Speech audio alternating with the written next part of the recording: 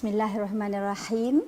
Alhamdulillahirabbil alamin. Wassalatu wassalamu ala asyrafil anbiya'i wal mursalin wa ala alihi washabbihi ajma'in.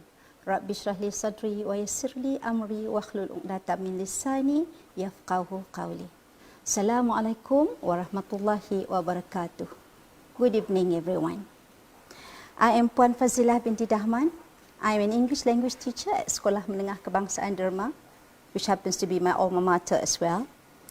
I've been teaching for 36 years. This is my 36th year of teaching. I taught in Kelantan for 1 year, 32 years in Melaka, and this is my second year back in my hometown, Perlis. I'm here today to revise. Our lesson today is revision on directed writing. I know your teachers have taught you directed writing, the many ways to answer, and let's take today as one of the other ways how to answer directed writing. Okay, let's start everyone.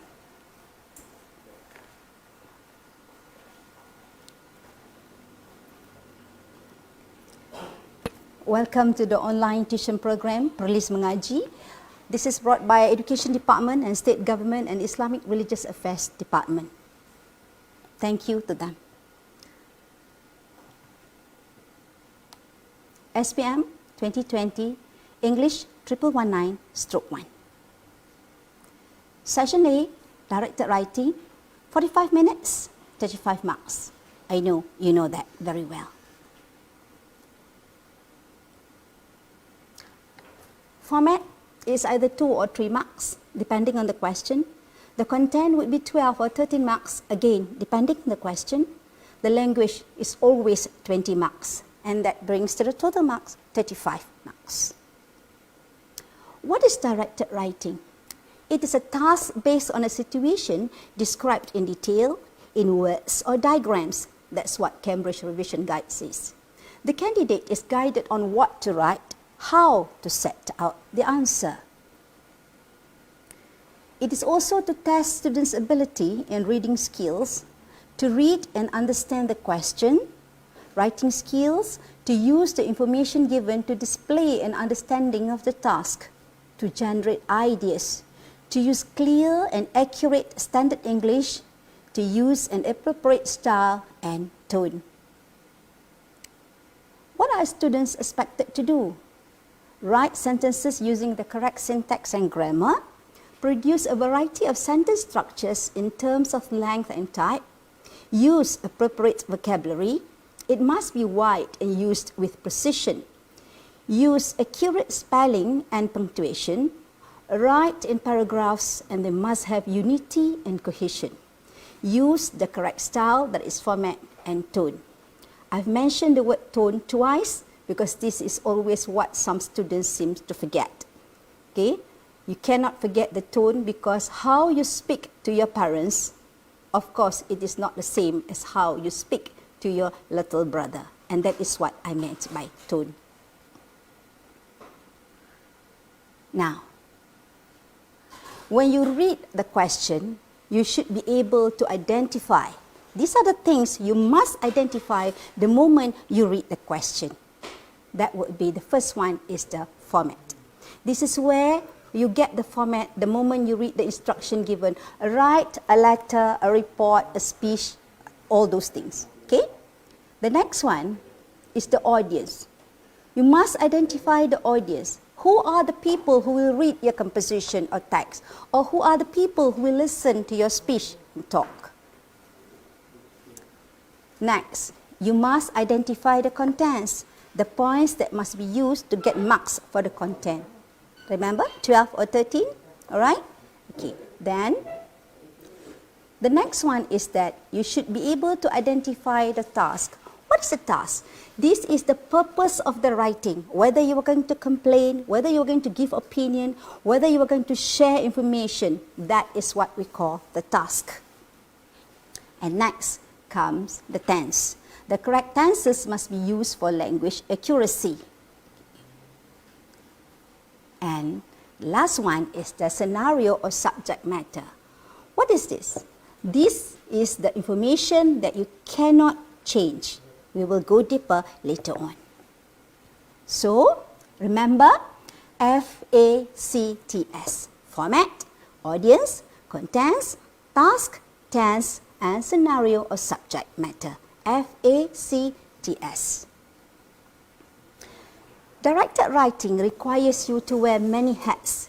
You must have sufficient background information, as sometimes you have to become a doctor, motivator, president or chairman of an association or society, counselor, writer, head prefect, etc., etc.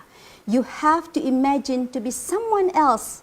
This is to set the right tone and also the subject matter. Types of directed writing questions. I know you know this very well. The first one is formal letter. The second one is informal letter. Then you have article, followed by the report, and then you have the speech, and you have the talk. Only this? No. There are also interview, book review, process and procedure, and also minutes of meeting. But 1, 2, 3, 4, 5, 6 are the only types of questions that have been asked in the SPM exam from year 2000 until 2019. Okay, let's go to the formal letter. The format. Of course, the first one is address of sender, followed by address of receiver. Then you have the date. Then you put the salutation, and then followed by the reference. Okay. And the last one is the ending. There's a letter over there. Okay. This is an example. The Agricultural Club, Sekolah Menengah Kebangsaan Sarjana, 75450 Ayakroh, Melaka. Put your signature, put your name in all uppercases, and write who you are. Usually the person who writes a letter is the secretary. This is another example, alright? This is when you want to complain. 38 Jalan Indah 2 Taman Indah 10100 Kanga Perlis. You are writing to the director, Department of Environment, and second floor KWSP building, Jalan Bukit Lagi, Kanga Perlis. Put the date there, 18 March. Dear sir, that's the salutation. Uncollected rubbish along the road leading to Taman Indah. The first paragraph is the most appropriate one for you. You just remember, on behalf of the residents of Taman Indah, I would like to draw your attention to the above matter which has affected our housing area. Then put all the contents there, sign it, yours faithfully, put your signature, put your name again, and you are the Secretary of Residents Association. Done. Informal letter. The format is, of course, the first one, address of sender and date. They come together. Then the next one is the salutation and the ending. There's another letter over there. Okay. Here comes the example. You put the address there, okay, and the date. Don't forget that. And the salutation, Dear Nurul. Okay. And you put the contents in between and you end it.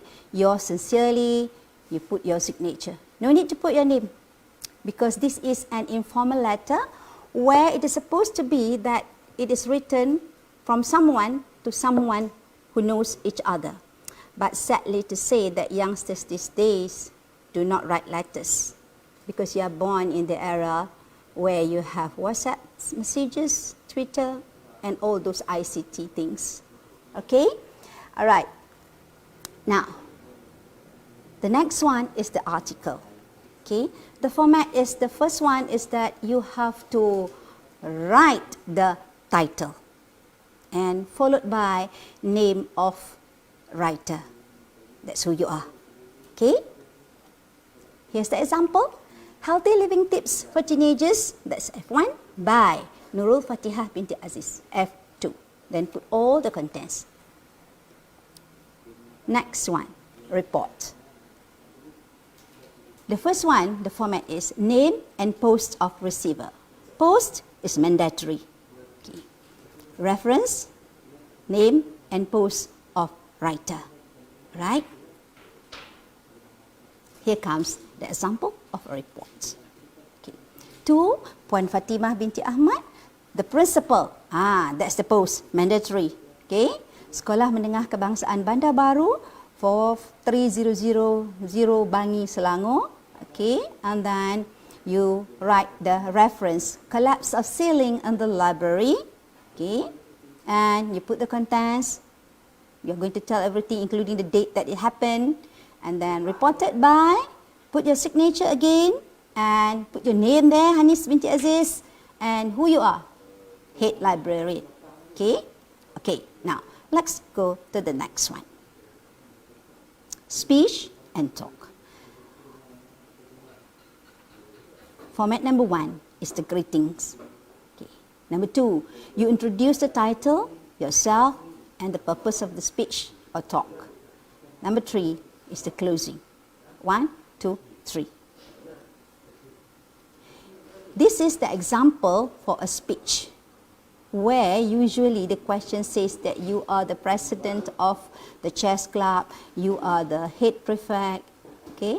You are a student giving a speech during assembly. So you start by saying a very good morning I bid to the principal, senior assistants, teachers and friends. Okay.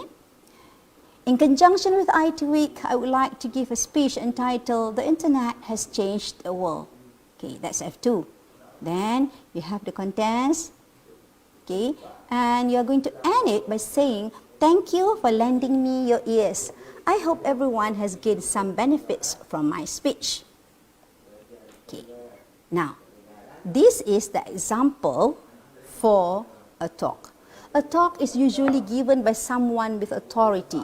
That is why sometimes you have doctors who came to your school to give a talk about health. Okay? Alright, so usually you can start by saying, "A very good morning I bid to the principal, senior assistants, teachers and students of Sekolah Menengah Kebangsaan Sri Iskandar," or whatever school you want to put. Okay? That's F1. Then introduce yourself. "I'm Dr. Johara from Damai Hospital. I would like to thank the school for inviting me to give a talk in conjunction with Health Week. Today, I would like to share some thoughts on health problems among teenagers." And then you have the contents, and then you end it by "Thank you for listening. I hope you have gained some knowledge from my talk." You notice that in the speech, the person did not introduce himself, because like I said, the questions, if the question says that you are the head prefect, of course everybody knows you, so you don't have to introduce yourself there. It's okay. Okay? Alright, now let's go. Here comes the reminder. When the question requires you to add some new points or own ideas, you must think of them before you start writing, not after you have finished elaborating the given points. Why? There's a big why there. Okay.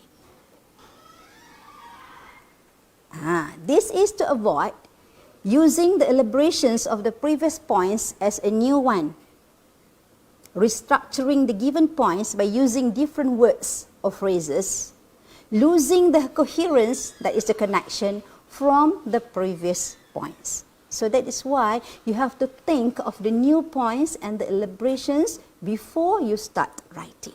That is how it should be done. Reminder. Elaborate all the points. Add your own ideas. Do not write more than 3 or 4 sentences for each point. This is because the more you write, the more language mistakes you make, the lesser mark you will get. But you can write more if you are very proficient. I'm not going to stop you from doing that. But remember, you have only 45 minutes. So if you were to write lengthy elaborations, unnecessary elaborations, you might not be having enough time to write all the points given. Okay? Alright. But there are some points that need no elaboration, such as somebody's name, the age, or the school. What is there to elaborate on somebody's name? Maybe you're going to say what is their nickname. That is all. Okay? Right. Again, another reminder. Do not change the sequence of the given points because you will lose the coherence or miss some of the points. This is very dangerous. Okay? Highlight or underline the points to remind yourself that you have attempted them. Okay, if you miss one of the points, 1 mark gone. 1 mark is very, very precious in the exam. Okay, now I come to this part where I am going to share with you how to elaborate or to give own ideas. I'm not very sure how you have been elaborating the points before this, but here are some suggestions on how to elaborate and to give your own ideas. Okay, let's start. The first one is give examples. So this is the way you write it. For example, for a comma there, we can recycle plastic bottles and use them to decorate our homes. We just have to be a bit creative and they will look attractive. Sometimes we can even sell our products and gain extra pocket money. That is number 1, give examples. Number 2, give suggestions. I would like to suggest an interesting activity for this campaign, that is treasure hunt. We can do this in the school compound or at the park. Inviting students from the nearby schools would be a great idea. You give suggestions. Number 3, you give warnings. If we do not stop open burning, we will face haze problem every year. I believe everyone suffers during this terrible period, especially babies and those who are ill. And this is another example of giving warnings. If we purposely violate the Movement Control Order MCO in our country, we will not be able to flatten the coronavirus infection curve. We have to practice social distancing. We should not go out unnecessarily. And this is what I'm doing now. I come here and we are practicing social distancing. The technical personnel are all far away from me. All right, so this is one of our contribution towards our country to flatten the coronavirus infection curve. Let's do this together. Okay. Number 4, give explanations or reasons. We can carry out this activity during the weekend with our friends. It is not going to affect our schooling hours. In fact, we will be able to do better in our lessons. That is, you explain how something is going to be done. You give reasons why it should be done that way. Now, that's number 4. Number 5, you support with proof and details from news and reports. This incident was reported in the local dailies and it angered the public. They condemned such a despicable act. Okay, support with proof. Where do you get this proof and details? Well, you have to read the newspaper, whether online or, well, the physical newspaper. All right? That is number 5. Number 6, you support with facts and figures and data. More than 80% of the students are interested to join the program. This will be a success, no doubt. But one thing you have to remember, you just cannot cook up any percent that you want to write there. It should sound logical, believable. All right? Okay?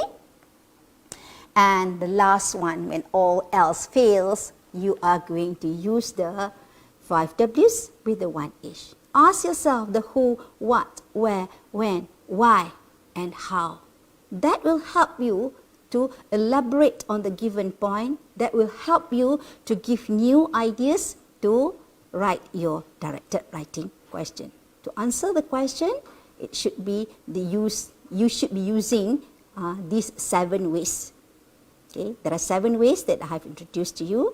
I hope you are going to remember this and you are going to use these 7 ways for you to write your answer for the directed writing. Maybe when the school reopens, you will have another test. Okay, then you can use these 7 ways on how to elaborate and how to give your own ideas.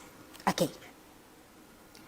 All right, people, please write clearly and legibly. If the examiner cannot decipher what you have written, he or she will underline the words. Once there is a word underlined, you are in danger of not getting good marks. Use darking, black or blue black, right? So that the examiner will be able to read clearly what you have written. Okay. You must try your very best to answer section A. The points are already there. All you have to do is write them in complete sentences and elaborate, and also give your own ideas when you are required to do so. Make sure they are logical and sensible, and with moral values as well. You must write a complete sentence, not merely copy the point or the phrase. You won't get 1 mark for that. If you try hard enough, you will be able to get good marks. It is worth trying. This is going to affect your future, very sure. Now, let's try. You attended a 2-week leadership camp in Sarawak. After the camp, you decided to write an article in a youth magazine to share your experience there. Use the notes given below. These are the points. Made lots of friends, firearms training, marching competition, cultural night, visited orphanage, water sports, jungle trekking, extreme activities, team building and leadership skills, survival skills. When writing the article, you must use all the notes given, give a suitable title, describe how you felt about the whole experience, provide 2 reasons why students should join the camp. That's the question. All right. Remember, the moment you read the question, you have to identify the format. What is this? The article. You have to write the title and the name of the writer. Good, correct. Then, the audience. Who will be the audience? Okay, the readers of the magazine. But then you have to remember, not only youth, maybe parents and teachers. Okay. The contents. How many points are given? How many do you have to add? Remember, it says that you are going to give reasons. You are going to give reasons. You are going to give 2 new points. So you cannot miss that. And then you have the task. What is the task here? The task here is to share experience and give information. Right? You are going to share your experience there, and you want to give information so that other people would like to go to the same camp that you have attended. All right. And the tense. Okay. And this is where you have to use all the present, the past, future, continuous, and perfect tenses correctly. Now, the scenario or the subject matter. This is very important. You have to remember, this is a 2-week leadership camp in Sarawak. So you cannot talk about 3 days, 2 nights. You cannot talk about 1 month. And if you are from Perlis, you are going to attend this camp in Sarawak, you cannot say that your father sends you there in his car, because you have to take a flight, you have to go to Alostar. Okay? These are the things that make your answer better than those who just write without focusing on the FACTS. Alright? So, that is the FACTS. Okay, now. This is another question. You have just returned from a holiday and it was totally an awful experience. Your parents want you to write a letter to complain about the travel package organized by the local travel agency. The accommodation promised at least 4-star hotel but turned out a budget hotel. Paid for 3 rooms but provided only 2. Entrance fees, paid for entrance fees to the zoo, museum and national park, not all inclusive, there were hidden costs. Transportation, shuttle bus always late. Stuffy due to poor ventilation. Tour manager unable to answer questions about sites visited, constantly on social media taking his own selfies and phone texting. Food, family members were allergic to seafood, informed earlier, requested gluten-free food but not accommodated. You notice that the points come with heading: accommodation, entrance fees, transportation, tour manager and food. For every heading, you have 2 sub-points there. 1, 2, 3, 4, 5, 6, 7, 8, 9, 10. Altogether, you have 10 points. Now, identify the FACTS. Okay? Using the information above, write your letter of complaint. When writing the letter, you must remember to lay out the letter correctly, use all the notes given, suggest 2 recommendations for the travel agency to take action. You have to add another 2. Okay? Alright. So now, let's go. The format. This is a formal letter of complaint, where you write the address of the sender, yes, address of the receiver, the date, the salutation, the reference, and the ending. Okay. Then, the audience. Who will be reading your letter of complaint? That is the manager of the travel agency. Okay. The contents. Okay. How many points are given? 10. How many do you have to add? 2. Okay. The suggestions, remember? Okay. And what is the task? Your task is to complain, but it doesn't mean that you're going to use foul language, you're going to use harsh words. You're going to complain in a polite manner and a respected way.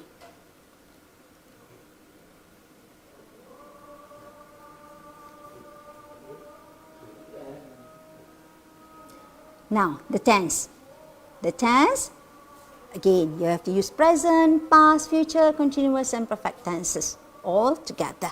Okay? And the scenario or subject matter here. What is it? Yeah, you have to remember you returned from a holiday. You wrote, okay, on behalf of your parents. You are airing out the grievances of your parents. Okay? All right.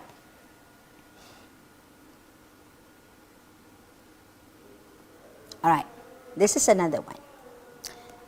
You are a youth leader in your town. You have been invited by a school counsellor to give a talk to the Form 5 students during co-curricular meeting to encourage them to join a club in your community after their SPM exam to foster better relationship with people outside the school.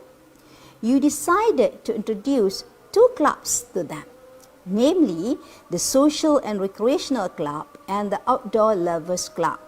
Write your talk based on the following notes. In your talk, you should describe all the details of the 2 clubs, state which club you think is more suitable, suggest 1 benefit students will gain from that club. Okay? So, you have to state, you have to suggest. Okay? This question is based on a table, right? So, you have the information for Social and Recreational Club and also the information for Outdoor Lovers Club. The headings of the information: purpose, meeting day and time, activities, monthly fee. For the Social and Recreational Club, the purpose: members learn how to socialize with others and make new friends. The meetings are on Wednesdays, 2:30 p.m. to 4 p.m. The activities: birthday celebrations, singing get-togethers, family day, field trips. The monthly fee is 15 Malaysian ringgit. While the Outdoor Lovers Club, members have the opportunity to explore, learn and enjoy nature. That is the purpose. The meeting on Fridays, 3 to 4:30 p.m. And the activities are jungle trekking, camping trips, fishing. The monthly fee is 25 Malaysian ringgit. You notice that this question comes in the form of a table. So, what you should do is that you should focus on 1 club first and then go to another one. This will make it easier for the examiner to see that you have attempted all the points given. This is for your own benefit. Alright? Okay? Now, when writing the talk, you must use an appropriate greeting. State the purpose of your talk. Use all the notes given. Give your own ideas when needed. Use an appropriate closing. So, reminder, read the question carefully. Don't jump to conclusion. Pay attention to what you should do. Highlight important words. Focus on what you must do. This is where you can determine the format. So, the format is, what is the format here? This is, you are going to give a talk. Who will be your audience? The Form 5 students. Okay? What is your task here? What is your task here? That is, you want to share information with the students. Okay? You want to share information with your students, and then with the students, sorry, they are not your students. Okay? And the subject matter here is that this is a talk given by a youth leader to teenagers. Alright? Do not change that. So this is where you're going to set the tone of being friendly, okay, not condescending, okay, and also you are going to make them see things beyond their classroom. This is what they're going to do after their SPM exam. Okay. Now, let's see. Here comes the sample answer. A very good afternoon. I bid to Madam Lily, teachers and Form 5 students of Sekolah Menengah Kebangsaan Seri Pelangi. That's F1, the greeting. Okay? Introduce yourself because you are somewhat outside the school. They don't really know who you are. I am Muhammad Adam Ibrahim, the President of Sejati Youth Society, and I would like to thank the school counsellor for inviting me to share some information on how you can foster a better relationship with people in the community after you leave school. F2, 1 mark there. One of the ways is by joining various clubs. So today I would like to introduce 2 clubs, namely the Social and Recreational Club and the Outdoor Lovers Club, and later give my opinion on which club is more suitable for you teenagers. Okay, very friendly yet very formal. Okay, so this is a young man talking to teenagers. Let's continue. The Social and Recreational Club was established 2 years ago. Its main aim is to enable the members to learn how to socialize with others and make new friends.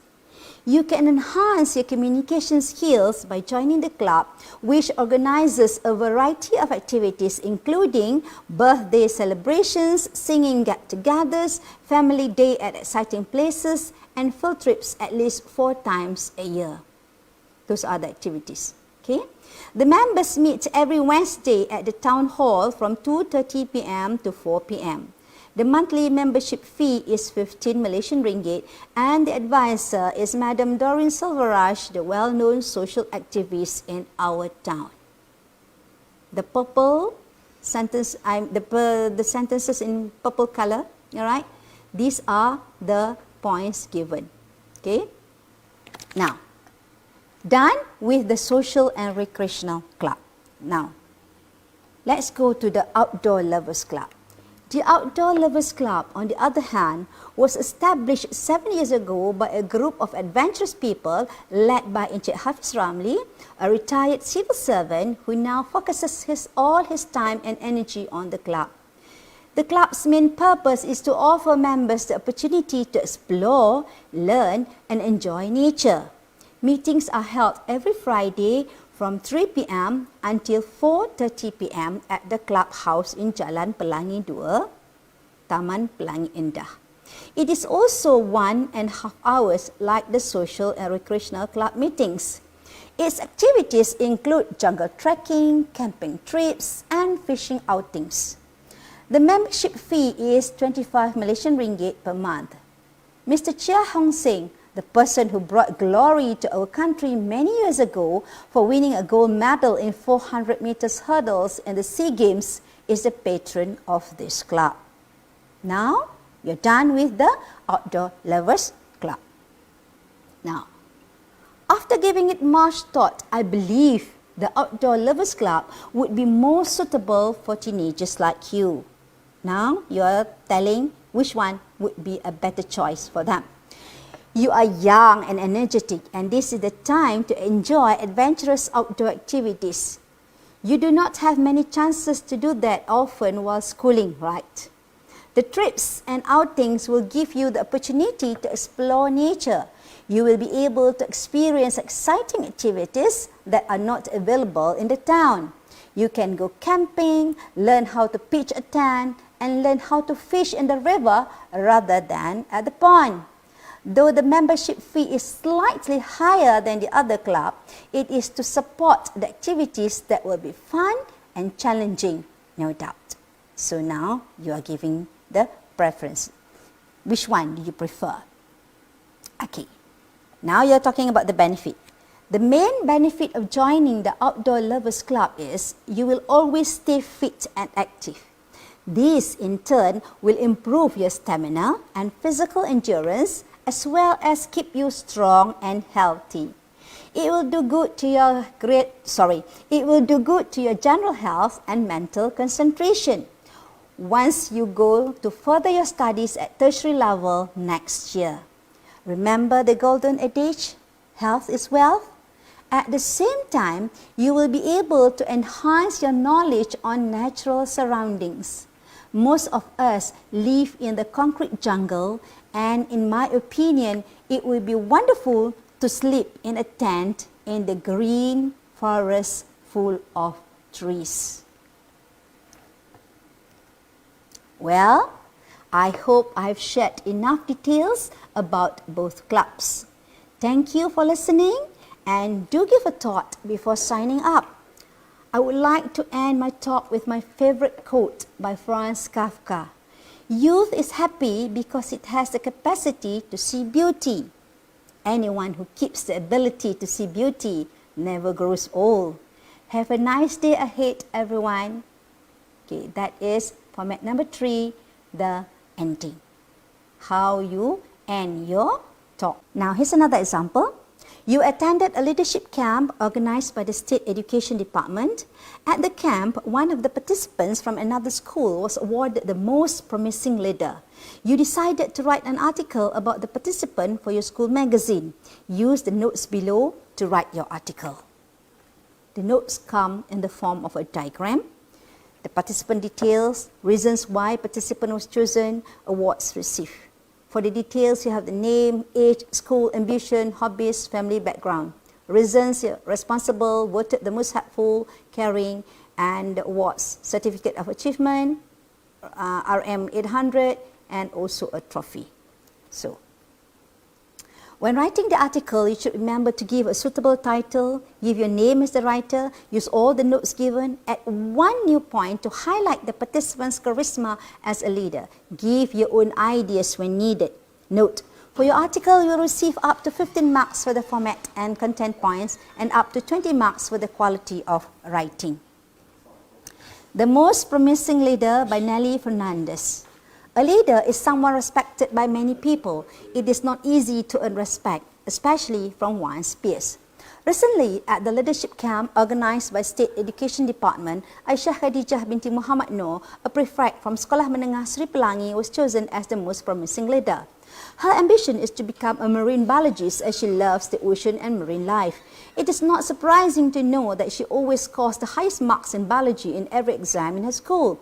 She even took part in national level biology quiz and was the first runner-up.